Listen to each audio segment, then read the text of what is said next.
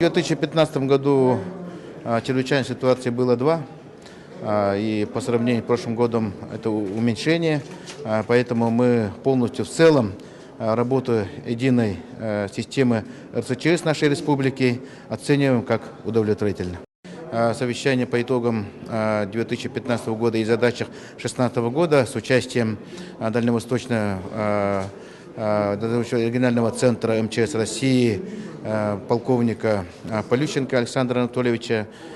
и в связи с 25-летием создания МЧС России. Сегодня мы подвели итоги и поставили задачи на 2016 год, и мы оцениваем 2015 год удовлетворительно, и мы поставили задачи тем, что в 2016 году мы должны выполнить задачи руководства нашей республики, руководства страны, поэтому в полном объеме и качественно. Районы у нас в основном, конечно, городские округа, это у них и дисциплина, и качество работы, конечно, а Тулусов у нас и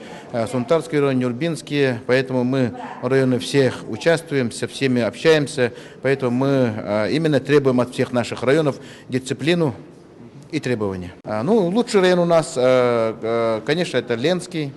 это и Нерюнгринский, и от Тулусов районных сельских это и Черепчинский, это и Сунтарский, это и северных улусов, это Среднеколымский.